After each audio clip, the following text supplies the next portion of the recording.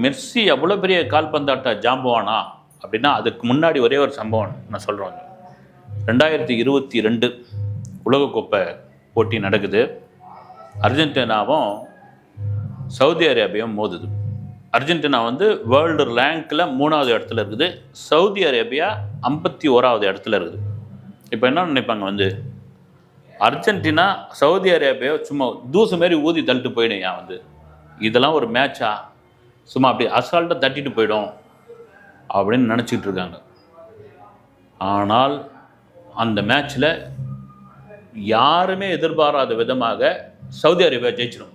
Argentina அவ்வளோ பெரிய world சாம்பியனை அடிச்சு தூள் காலி பண்ணிடும். எல்லாருக்கும் ஒரு பெரிய அதிர்ச்சியாக ஆகிடும். என்னடா இது, என்ன நடந்தது இப்படி குறிப்பாக பார்த்தீங்கன்னா அந்த ஸ்டேடியத்தில் மெஸ்ஸி அப்படியே கண்ணீர் விட்டு அப்படியே இதுவாவார். எல்லாரும் அப்செட் ஆகிடுவாங்க. சவுதி ரசிகர்கள் கூட அப்படி கொண்டாட ஆரம்பிப்பாங்க. அப்படி கொண்டாடிக்கிட்டு இருப்பாங்க. அதை என்ன ஆச்சு, மெஸ்ஸி விமர்சனம்லாம் பண்ண ஆரம்பித்தாங்க. அப்புறம் ப்ரெஸ் மீட்டில் கேள்வி கேட்டாங்க மேட்ச் முடிஞ்ச உடனே. உண்மையிலே எனக்கு ஒரு பெரிய வருத்தம் தான், ஒரு பெரிய மன வருத்தம். அதை தாண்டி இது எப்படி நடந்தது, இந்த மேட்சுக்கு எப்படி நடந்தது, இது எங்கே நாங்கள் கோட்டை விட்டோம், இந்த தோல்விக்கு நான் எந்த காரணமும் சொல்ல விரும்பலை, அவரோட வெற்றியை நான் ஏற்றுக்கிறேன். அதே சமயத்தில் அந்த தோல்வி எங்களுக்கான ஒரு தலைக்கணத்தை இது குறைச்சிருக்குது.